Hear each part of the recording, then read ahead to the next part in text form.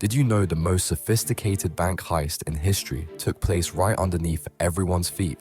In 1972, a group of thieves had their eyes on the United California Bank vault, but they didn't plan to walk through the front door. Instead, they spent months digging a tunnel system so advanced it looked like something from a spy movie.